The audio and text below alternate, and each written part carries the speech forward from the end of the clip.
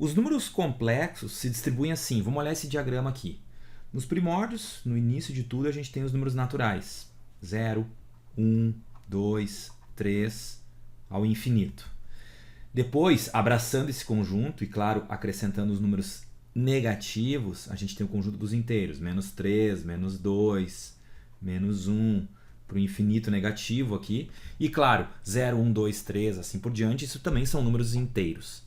Próximo conjunto aí, a gente vai chamar de conjunto dos números racionais. Esse Q pode lembrar quociente, que é divisão, né? São as frações, por exemplo, 2 quintos. Frações de inteiros, né? Menos 1 terço.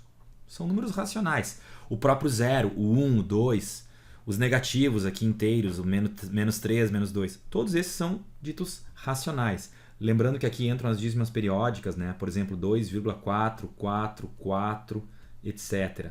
Tudo isso dá para representar em forma de fração de inteiros. Tá? Aí tem um conjunto que não se mistura, que não engloba nenhum desses números aí, que é o chamado conjunto dos números irracionais. Vamos colocar pela letra I. E aí entram aquelas raízes, aquelas dízimas não periódicas, na verdade, né? As raízes não exatas, por exemplo, raiz de 2, os próprios logaritmos, né? Se eu tiver aqui um logaritmo de 7, isso vai ser um número irracional. O cosseno de 45 graus, a gente sabe que vale raiz de 2 sobre 2, né? É dito um número irracional. Então são as dízimas não periódicas.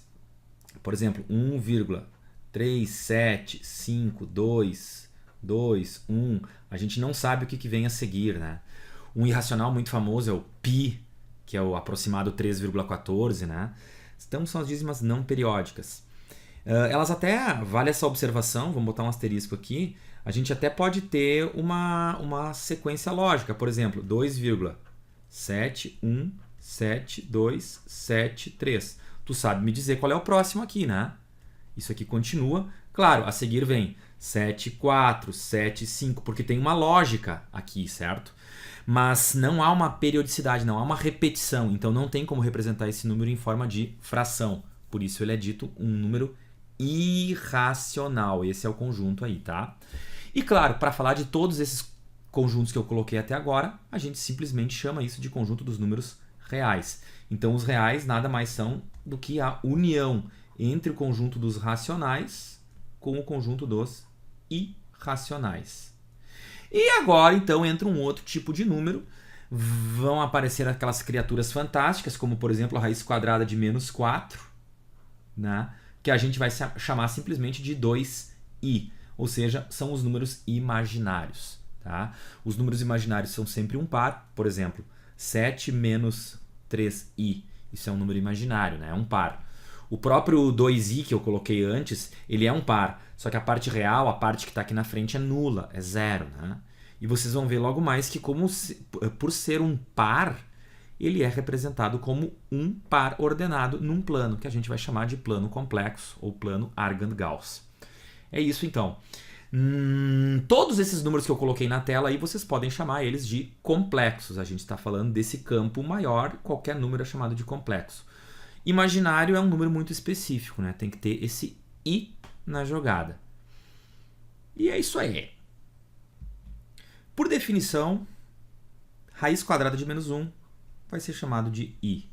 Essa é a unidade imaginária. Se a gente eleva isso aqui ao quadrado, vocês vão perceber, né? Então, que isso aqui implica em i ao quadrado é igual a menos 1. Aqui já parece uma coisa fantástica, né?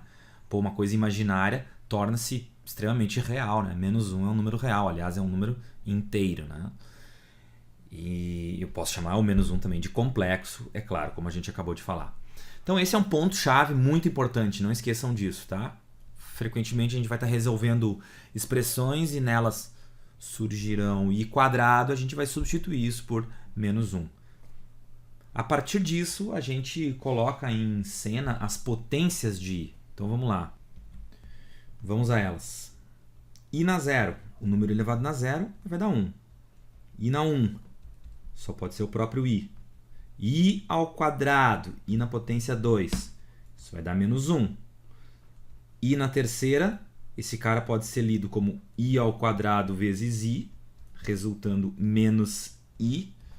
E assim por diante. Vamos ver o i na quarta. Tchê, pode escrever i ao quadrado vezes i ao quadrado, ou seja, menos 1 vezes menos 1 dá 1.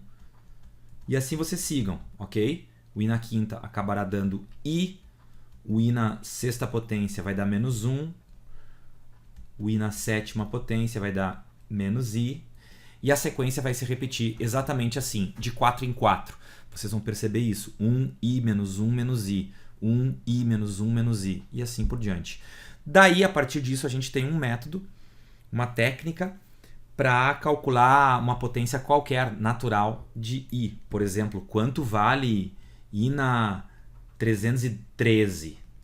Tá? Qual que vai ser a técnica? Olha só. A gente vai pegar esse expoente, 313, e dividir ele por 4. Sempre por 4, porque por 4, de 4 em 4 é que é a repetição, tá? Então, sempre dividam por 4, e aí a gente vai usar o resto. Na divisão por 4, 31 por 4 vai dar 7, 7 vezes 4 é 28. Aqui sobrou 3, ainda tem um 3 para dividir por 4, vai dar 8, 32 e o resto é 1. Esse é o cara. Essa é a nova potência, então, do i, certo? Então, quer dizer que o i na 313 pode ser escrito como i na potência 1, que é justamente esse resto aqui. Esse é o esquema. Claro, i na 1 é simplesmente i, é a unidade imaginária. Quer ver outro aqui? Olha só. Vamos ver o i na 38. Então, dividindo 38 por 4, sempre por 4, isso vai dar 9 vezes 4, 36.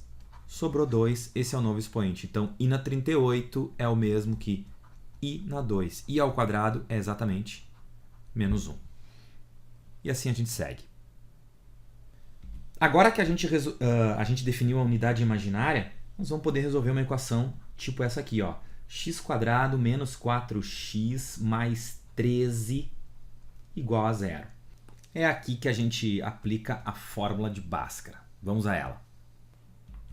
Aí está ela. Bom, extraindo os coeficientes então aqui da equação, percebemos o coeficiente do x² como 1, o coeficiente do x como menos 4 e o termo independente como 13. Lançando na fórmula, temos x igual, troca o sinal do b, 4 mais ou menos, agora o delta, b², menos 4 vezes ac, vezes 1 vezes 13.